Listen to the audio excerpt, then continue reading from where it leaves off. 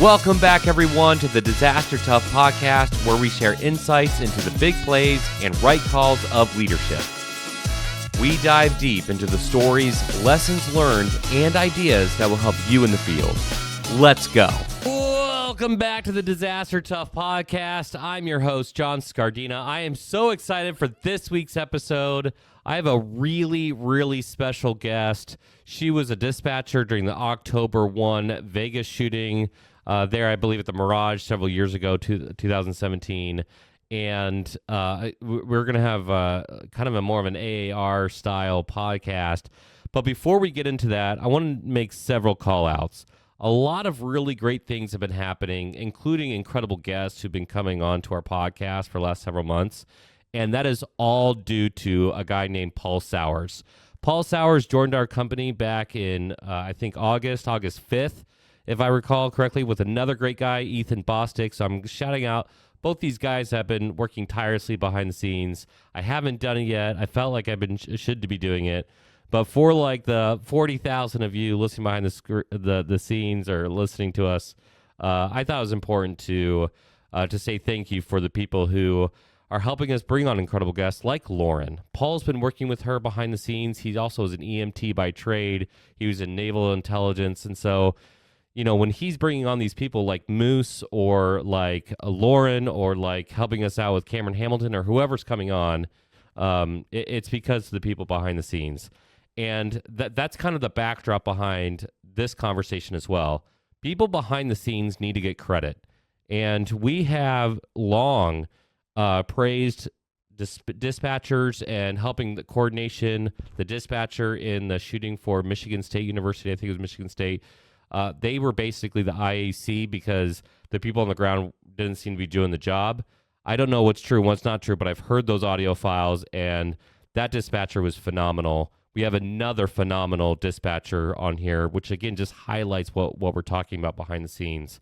For all those emergency managers who do work behind the scenes, those incident commanders, those mentors, all those people out there who don't get enough praise, I wish you did. And maybe we should talk about finding ways to call out these people more often than we do in fun ways, kind of like Paul and Ethan right now. But that being said, October 1 hits really close for our company. There are several of us, not me, there's several people in our company who are paramedics by trade who have been in active shooters, active assailants. I've talked about my own experiences with that. And October 1 was a turning point for a lot of people. A lot of innovation has come out from there. We've had the CEO of drone companies on here, and we created our own bleeding control kits. All this stuff has come from it, and we wish we didn't have to have that experience. And yet, because of the incredible responders and the literally the fans at the concert, as well as, of course, Lauren in her own right, these heroes who go in through and work through these incidents, we've seen good in action, and we want to improve, and we want to emulate their example. So with that was a pretty long introduction, but I thought it was important to give that background. Lauren, welcome to the podcast. Thank you. It's good to be here. I feel blessed to be here. Well, we are grateful and honored to have you. These incidents are both incredibly rare and incredibly traumatic, and it doesn't matter if you're the person putting on the tourniquet or you're person reading out the calls, right? And so the fact that you handled that situation, and then you were just in the Spokane shooting as well as a dispatcher, and you've been doing this job for a while. You must have how do I say it? You must be like just one of the coolest people to be around. I don't know, like, does anything even like make your blood pressure go up, or it doesn't anymore. It really doesn't. It's glad you mentioned that. It really doesn't. Like something happens and I just kind of, I breathe and just think through it really quick. Before, it was up and down as a dispatcher. Yeah. How do you process, this is going to be kind of a one-off, but how do you process small things? because there was a long time where I could deal with the world ending and I would be cool as ice. But like if the light turned red, I would just like lose it. And now, Yeah, now you I'm can trying ask to my get over mother that. about that. Yeah, And my yeah, mother can tell you a lot about yeah. that. That's hilarious. Yeah, yeah.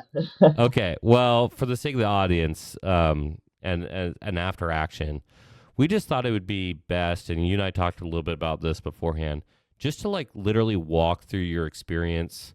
Some storytelling, what do they say? You should start in the middle, then go to the beginning, and then jump to the end. We're not doing that here. If you could just walk us through kind of like that initial onset, and then I might ask some questions along the way. But if would you mind just jumping right into it? Absolutely. It was Sunday night. It was just like it was right now. It was like outside with fall, the shadows. Football had just started, so my partner and I were at work. It's about 8 o'clock, so prime football is on. The company, they would barbecue for us on football days, so everything's good. It's a good night. Um, Come about 10 o'clock, we get a call on the radio from one of our standby units who was on scene at the concert. And we were on sync for this concert for the whole weekend. So I had saw the schedule and the roster for it since that Friday, and it was just the Route 91 Harvest Festival. I didn't really know what it was about at that time. So business as usual. We had units there.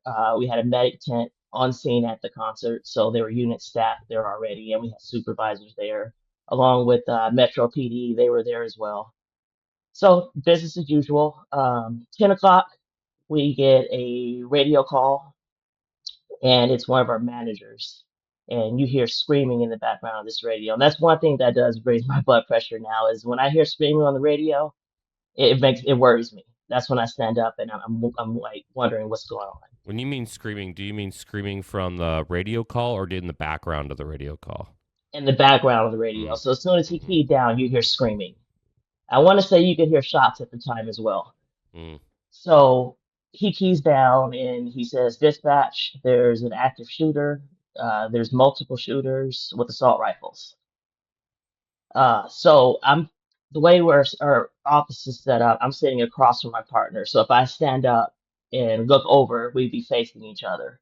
Okay. So I stood up and I looked over at him and I'm like, "Hey, bro, is this it?" So then somebody gets on another radio channel and he gets on the radio. He's like, "I already heard it." And the phone starts ringing. We start getting units on scene. They start keying down and confirming that it's an active shooter. And you can hear in their voice the chaos, and you can hear the chaos in the background as well. So I stood up again. I looked at my partner. I was like, "Bro, I think this is it. This is actually it."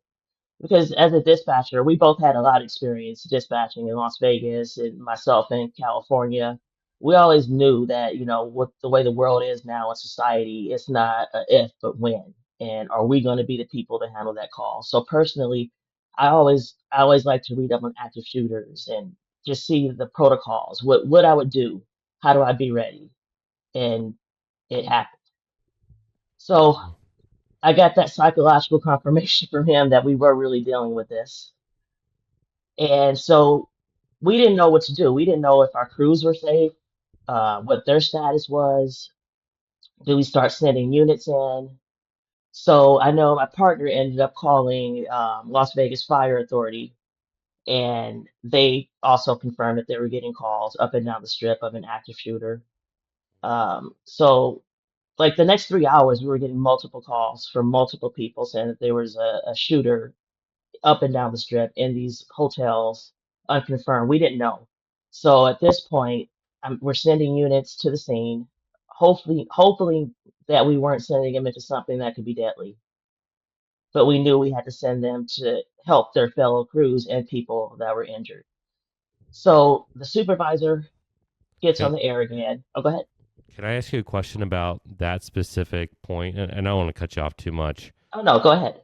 The thought psychologically, the emotional experience. Can you just walk us through what it's like knowing you're sending crews into potentially really dangerous situation? Because it's almost like wartime, right? Like you It almost really is. Like how did you feel in that moment, if you can recall? And yeah, if you could just walk us through what that exact feeling was. Are you looking for bleeding control equipment? Impulse by Doberman Bleeding Control equipment is professional grade and built to save lives. From the Responder Pro Sling for first responders to wall-mounted kits with AEDs, compact packs for ushers and security, and the MCI resupply cache for standby teams, get your Impulse kits and training from impulsekits.com. RSET builds immersive virtual reality environments that mirror real-world spaces, giving military and first responders the power to train, analyze, and document with precision. Experience mission-ready simulation with rset.com. Protect your school, venue, facility, or community with Doberman Emergency Management's specialized 3x3 approach. We do this with protecting life, property, and continuity of operations through advanced planning, training, and assessments. Learn more about our cutting-edge approach with world-class professionals in emergency services today at DobermanEMG.com. Emergency management is changing. Are you keeping up? The Readiness Lab takes it to the next level with exclusive tabletop exercises, live sessions, and real-world intel. Access the EOC as a TRL insider, train with us through NLEM, or rep the field with our EMTs. Yeah, that's a pun. We also deliver top-tier marketing and design for emergency services and public safety, outreach, product reviews, trade show support, sponsorships, and more. The Readiness Lab is the #1 emergency services podcast network, home of the NLEM certification, bold outreach, and everything pushing the field forward. Learn more at thereadinesslab.com. Like what you're hearing? Check out our show notes for more details, including the links to each of our sponsors. Initially, I felt emotion. It was like, am I sending them into a dangerous situation? But that was the situation at the time. We didn't know. So I knew that they were eager to go help, and I knew that I had to do it.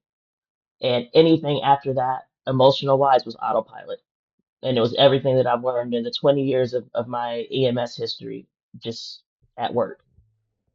The fact that you just man, like I've never been a dispatcher, but in terms of that process, that the initial emotional response to knowing that there's other people who want to do the job, and when you said eager to get in there, I know what that's like. I also know that autopilot. I literally, my wife calls it the switch.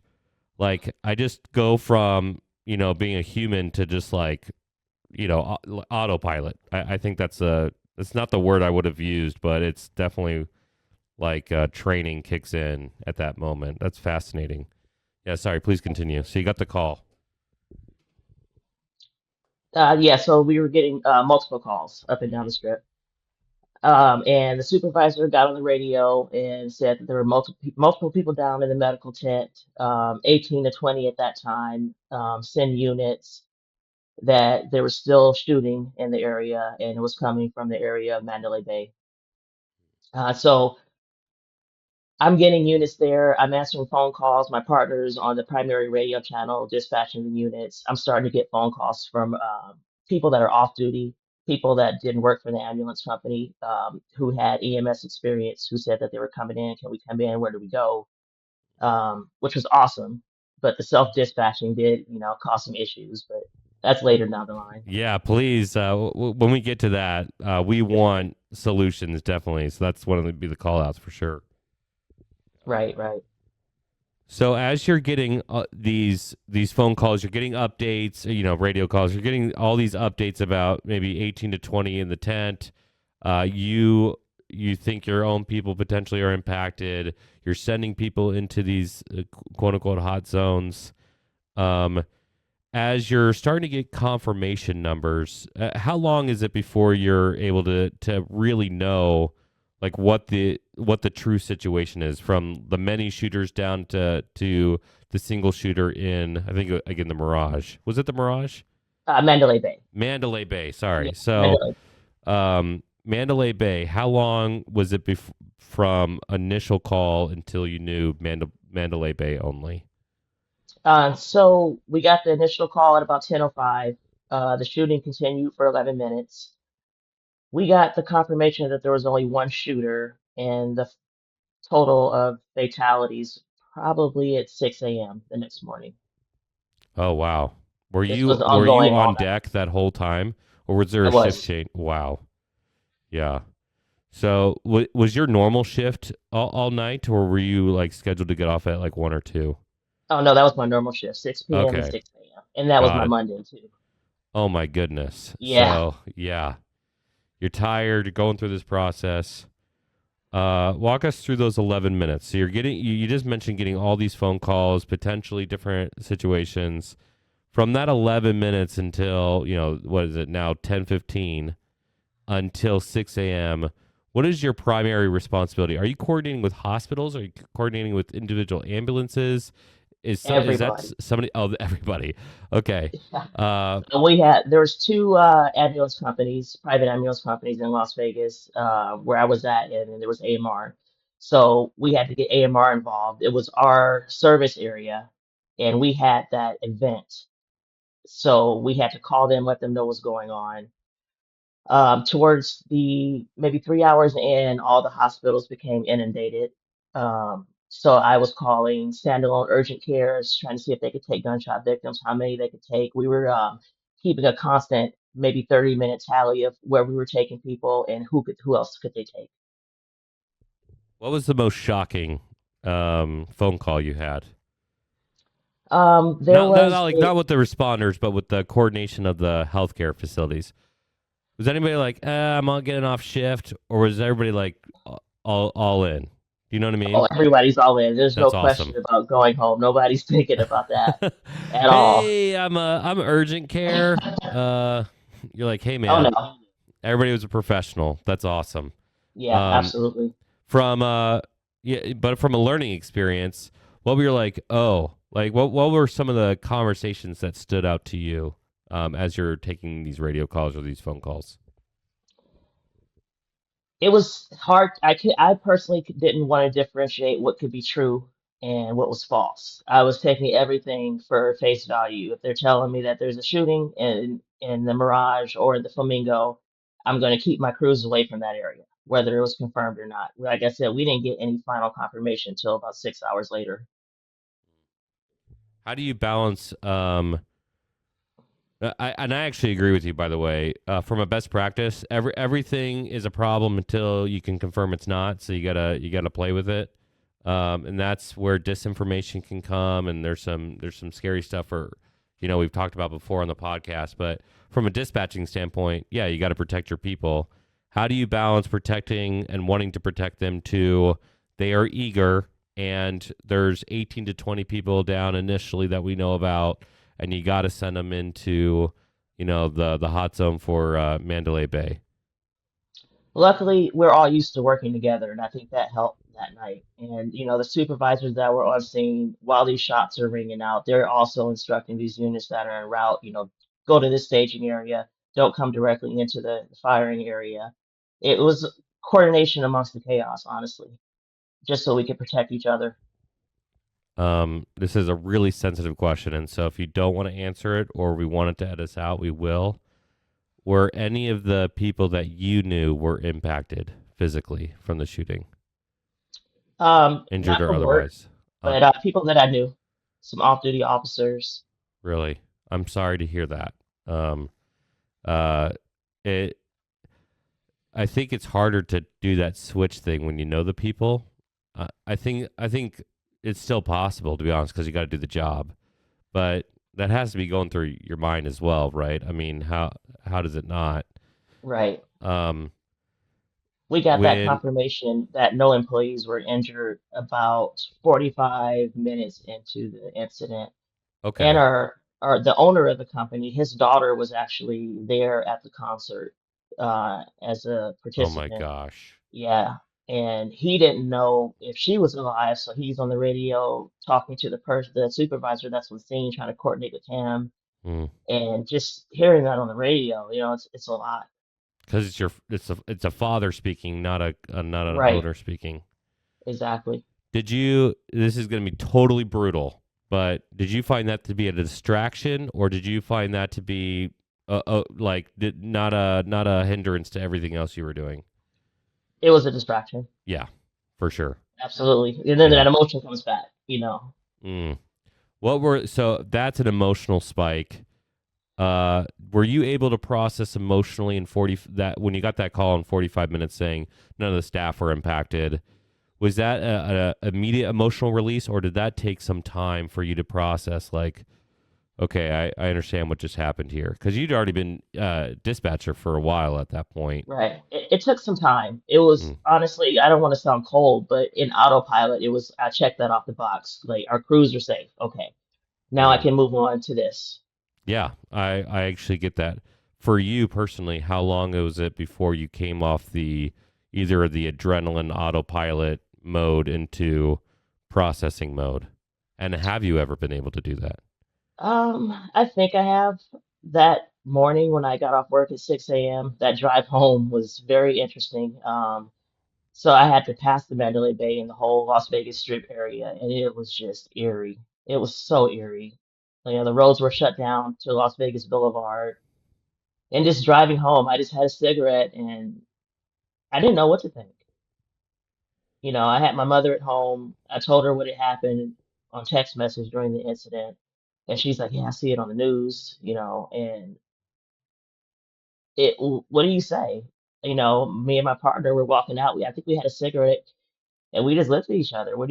How do you process that? And then when I got a break during the incident, maybe about 3 hours in, I went back to the ambulance bay to go check on our vehicle technicians, and the back of these ambulances were covered in blood, covered in equipment. It was it was like they were coming back from war. And these crews, you know, they come back, they get their rig clean, they restock, and they're ready to go back. Um, I think we could. I think at this point, I'm willing to eliminate one word from all these conversations, and it's the word like, because I've said that many times. It's like war. No, it is war. It is it.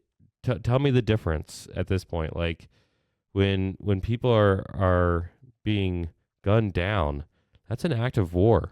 It's a one man war, but still a war. And um, man, Joe Hernandez, I brought him up a couple times. I probably need to have him come back on here.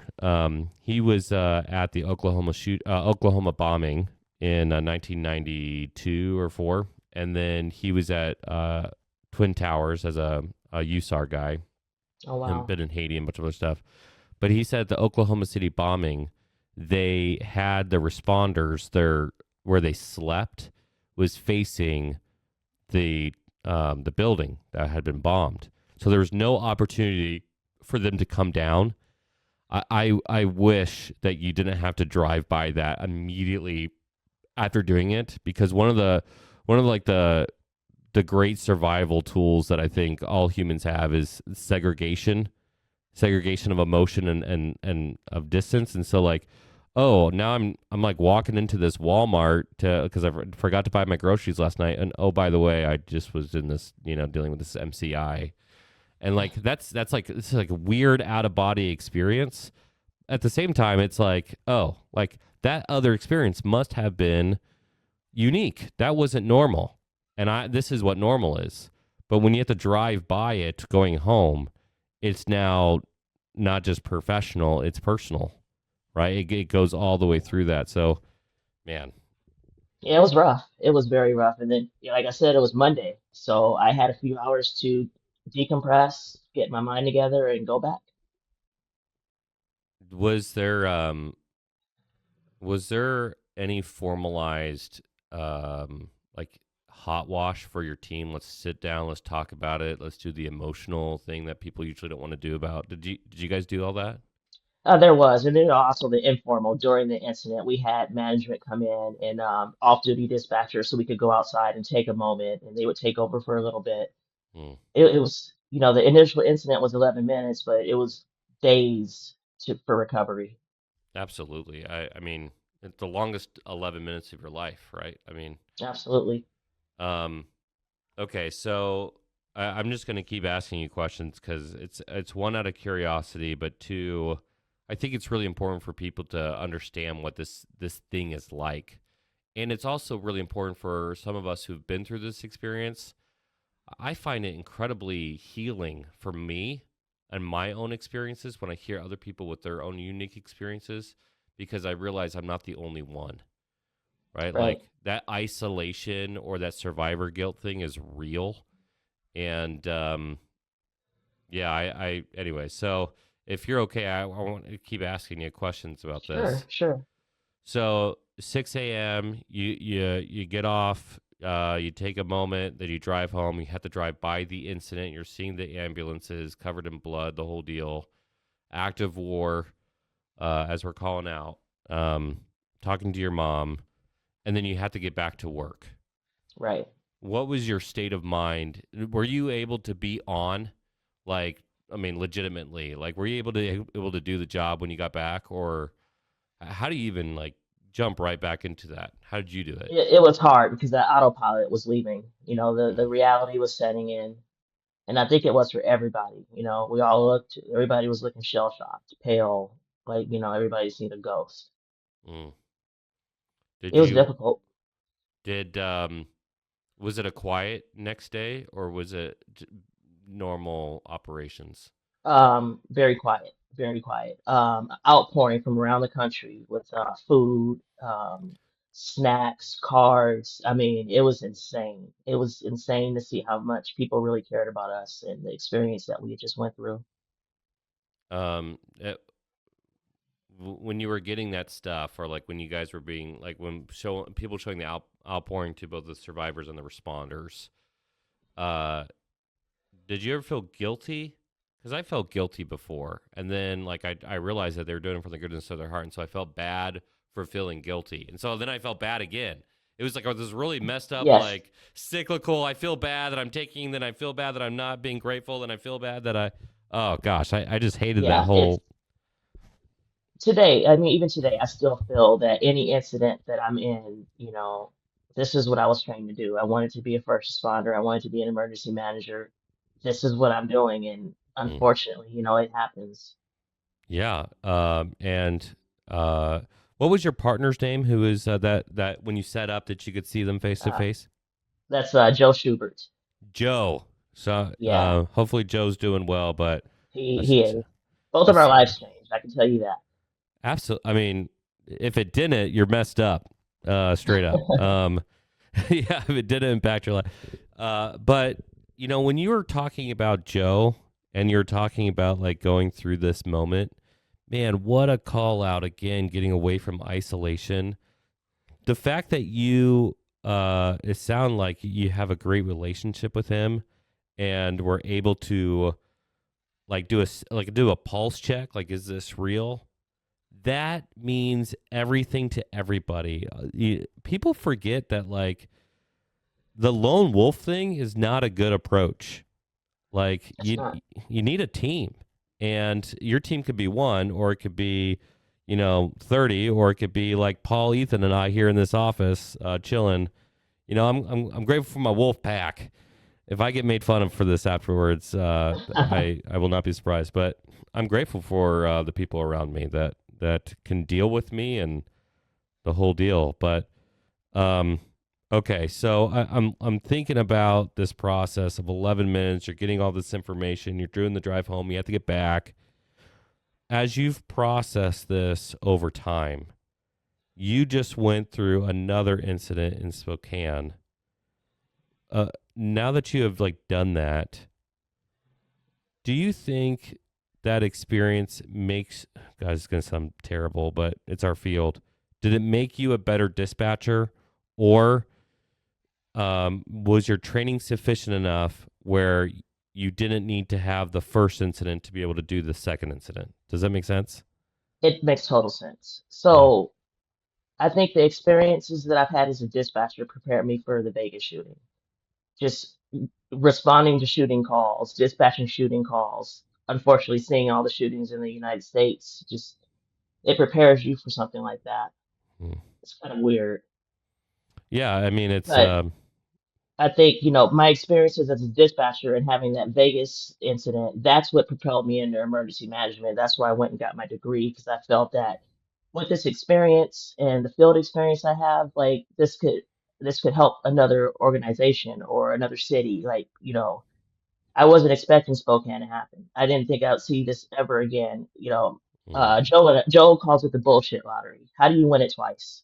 Oh, yeah. Uh, my funny enough, my dad, every time we like moved or he moved for like 30 years, like either right before he moved to there for like he got the job offer and go there, or right after he'd move, like some major catastrophe would happen, like 3 Mile Island or whatever. My dad was like nervous to move. Like he was like once we got to Ohio, he's like, I'm never doing this again. I'm like, all right, whatever. I was like 5. I didn't really get it, but then Uh-huh. I was like, oh, like you thought you were bad luck. I remember him talking to me about that a couple of years ago. Just like I didn't want to move again because I was like, every time I do this thing, something happens.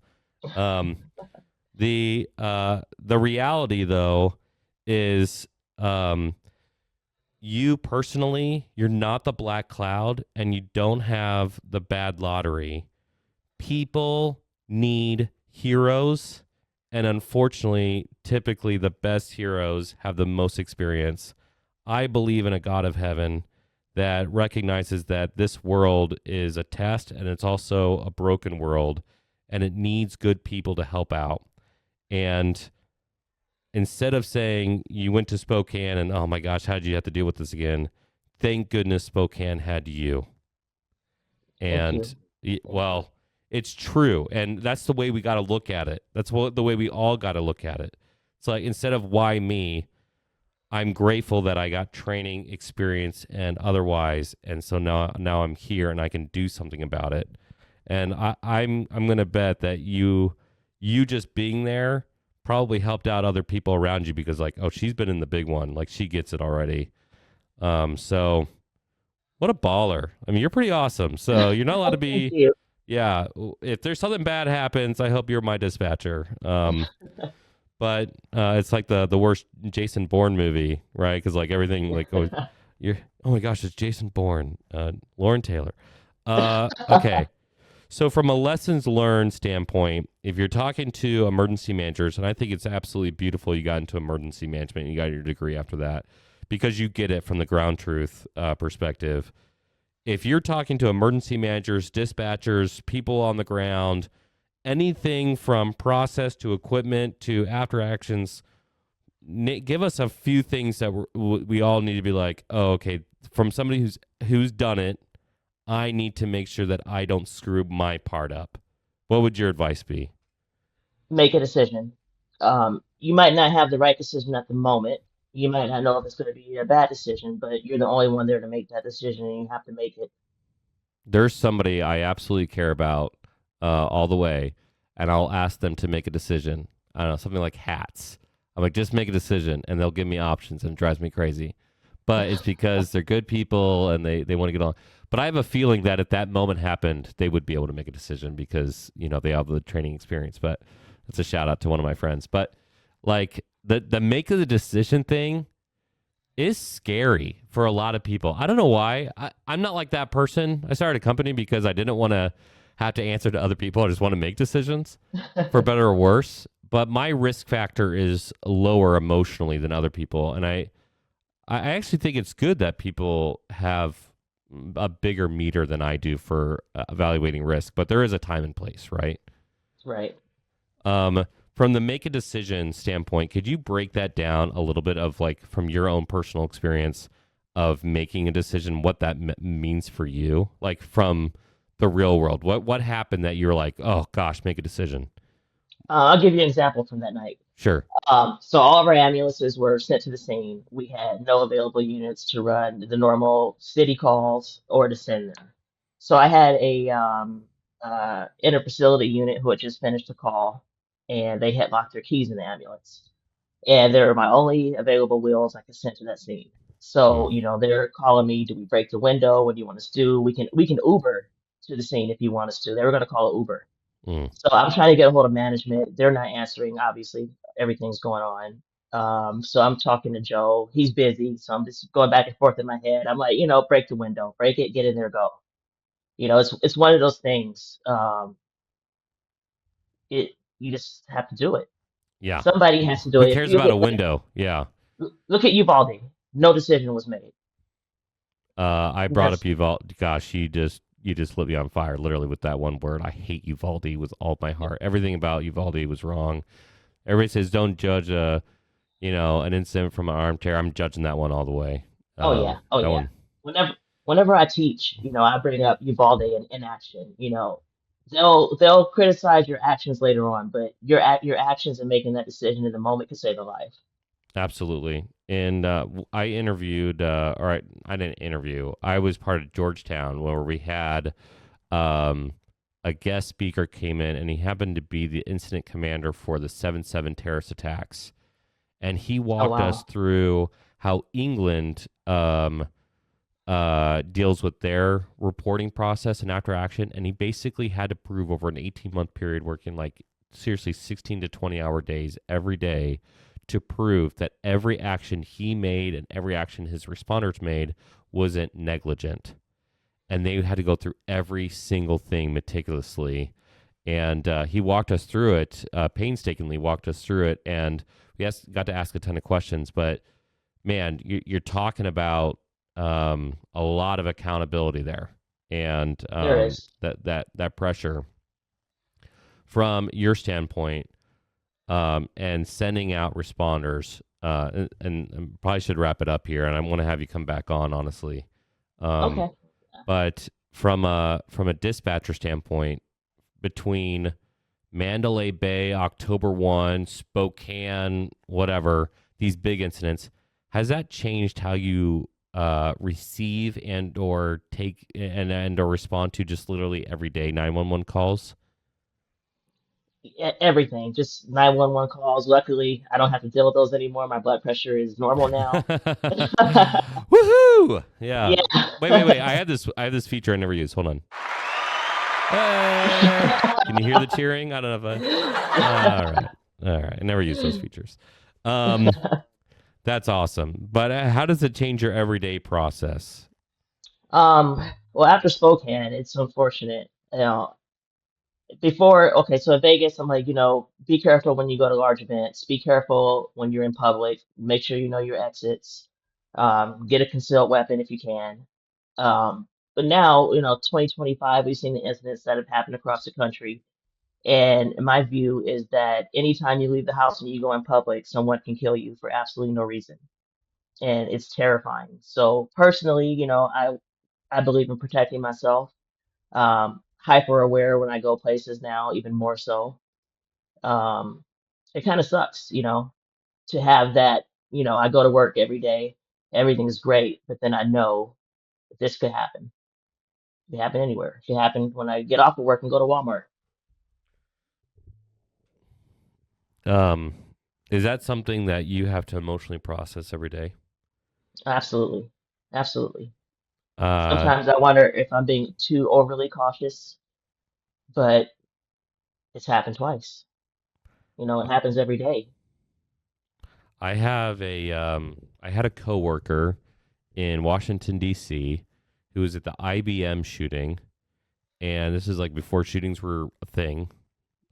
Gosh, I can't even imagine a world without those. But um, he worked at I think a front desk. He was telling us, and he thought he heard lights popping around the corner. He's like, "Oh, why do those lights are popping?" And so he went above his desk to look around, and that's when the shooter saw him, turned around and shot him in the face several times.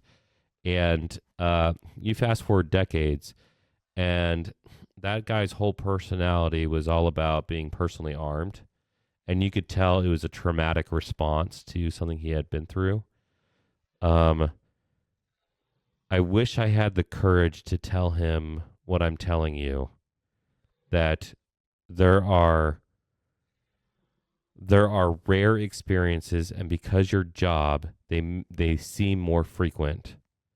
But you are meant to have joy in this life, and you can't let these evil people determine how you live your life every day. because that's when they win. And Absolutely. I refuse, like, after Uvalde, I talked about this on another podcast very recently. After Uvalde, about a week after it, I was sitting at my kitchen table looking at some of the news, and I started to have what I now understand was probably the beginning of a panic attack. But I was able to calm it down. And my reaction was, I needed to go get my son out of preschool. And like I literally was getting up to get my keys, and I was like, what am I doing? Like, I don't need to get him out of preschool. There's nothing happening. And it was a strong spiritual experience for me, because I had to remember that there was good in the world, and when there's not good in the world, because I'm Christian, I truly believe that there is both a God of mercy and a God of justice. And I'm not the judge, but some things seem pretty painfully obvious to me. But either way, the way to stop this thing is not in the 11th hour and the person already has their guns in play and they're about to start shooting people.